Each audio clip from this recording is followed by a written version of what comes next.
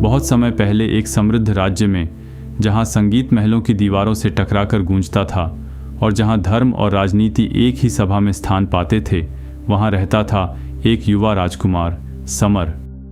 वह हर गुण में उत्तम था, बुद्धिमान, विनम्र, नीतिज और आकर्षक। दरबार में उसकी उपस्थिति मानो सूर्य के उदय की तरह होती, स्पष्ट, स्थिर और उज्ज्वल। लेकिन उस स्पष्टता के पीछे भीतर कहीं एक ऐसा अंधेरा था जो खुद समर के लिए भी अपरिभाषित था। राजकुमार समर का जीवन 2 हिस्सों में बंटा था, एक दिन का, दूसरा रात का।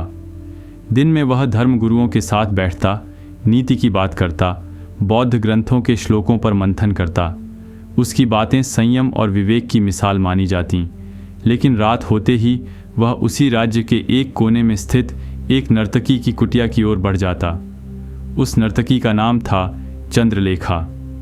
वह केवल सुंदर नहीं थी, वह सम्मोहक थी।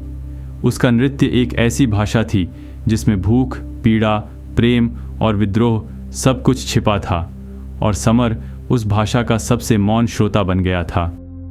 चंद्रलेखा का कमरा हमेशा धीमे दीपों की रोशनी में डूबा रहता था।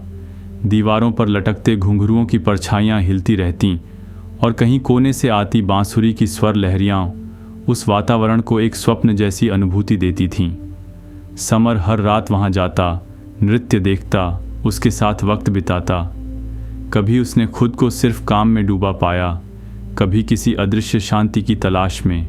लेकिन हर सुबह जब वह लौटता तो उसके भीतर एक गहरी थकावट रह जाती थी, एक अपराध बोध, एक न खत्म होने वाली बेचैनी। एक रात जब बारिश की बूंदें छत को थपथपा रही थीं और दीपक की लौ बार बार कांप रही थी, चंद्रलेखा नृत्य करते करते रुक गई। वह धीरे से समर के पास आई और बिना मुस्कुराए बोली, क्या तुम मुझसे प्रेम करते हो? समर चौंका। वह सवाल जैसे उसके भीतर किसी सीलन से भरे तहखाने का दरवाज़ा खोल गया हो। उसने चुपचाप उसकी ओर देखा और फिर कहा, तुम्हारे सौंदर्य से? हाँ। तुम्हारे नृत्य से? हाँ। लेकिन प्रेम मैं नहीं जानता। चंद्रलेखा की आंखों में एक क्षण के लिए बहुत कुछ टूटा, लेकिन उसने सिर्फ हल्की सी हंसी हंसी। वह हंसी ज़्यादा देर टिक नहीं पाई। उसकी जगह एक सूखा घाव सा मौन फैल गया। उसने कहा, तुम हर रात आते हो, मेरे शरीर से जुड़ते हो, लेकिन मेरी आत्मा को कभी छूने की कोशिश भी नहीं करते, और सुबह होते ही तुम फिर वही धर्म और संयम के राजकुमार बन जाते हो। क्या मैं सिर्फ रातों की भूख हूँ? क्या मेरे जीवन का कोई उजाला नहीं है तुम्हारे लिए? समर उसके सवालों के बोझ से झुक गया। वह कुछ नहीं बोल पाया। उस रात वह बिना कुछ कहे उसके कमरे से निकल गया। अगली सुबह वह सीधा बौद्ध विहार गया, जहाँ बुद्ध ध्यान में लीन थे। वहाँ बैठकर उसने खुद को खोला, शायद पहली बार किसी के सामने।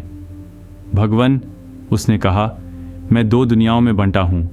एक दुनिया में मैं संयमी, विचारशील, नीति का सेवक हूँ, और दूसरी दुनिया में मैं एक आग से खेलने वाला आत्ममुग्ध मनुष्य। क्या यह पाखंड है?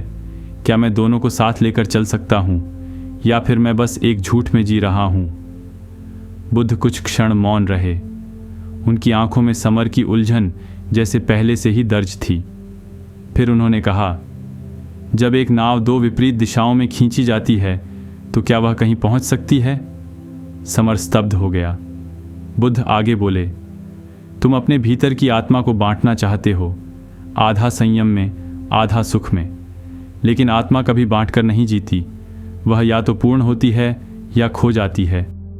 उस रात समर फिर चंद्रलेखा के पास गया, लेकिन कुछ बदल गया था। उसका चेहरा शांत था, उसके हाथ स्थिर, उसकी आंखों में न कोई लालसा थी न पश्चाताप। चंद्रलेखा ने उसे देखा और कुछ कहे बिना सामने बैठ गई। वह आज न नाची न उसने दीपक जलाया। कमरा अंधेरे में डूबा रहा। बहुत देर तक दोनों चुपचाप बैठे रहे। फिर समर ने उसका हाथ पकड़ा और कहा, मैं तुम्हें आज पहली बार देख रहा हूँ, जैसे तुम हो।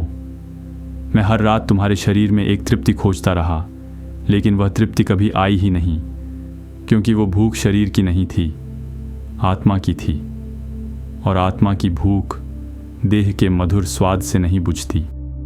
चंद्रलेखा की आंखें नम हो गईं। वह बोली, मेरे पास हर रात किसी न किसी की देह आती है, लेकिन कोई मेरी आत्मा को नहीं देखता। तुम पहले हो जिसने मुझे पूरेपन में देखा। समर ने उसका हाथ और कसकर पकड़ा। उस रात दोनों के बीच कोई स्पर्श नहीं हुआ, केवल मौन था जो आत्मा की भाषा बोलता है। अगली सुबह जब सूर्य की किरणें बुद्ध के कक्ष में पड़ीं, समर फिर वहां पहुंचा। इस बार उसके चेहरे पर कोई प्रश्न नहीं था, कोई विरोध नहीं, बस एक मौन स्वीकृति थी। वह झुका और बुद्ध के चरणों में प्रणाम किया।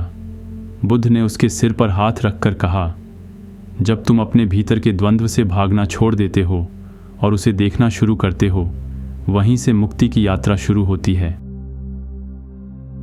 हमारे भीतर दो प्यासें होती हैं, एक शरीर की जो तात्कालिक है, तेज, छूने लायक, लेकिन जल्दी बुझ जाती है, और दूसरी आत्मा की जो मौन है, गहरी है और अक्सर हमें खुद से टकराने पर मजबूर करती है।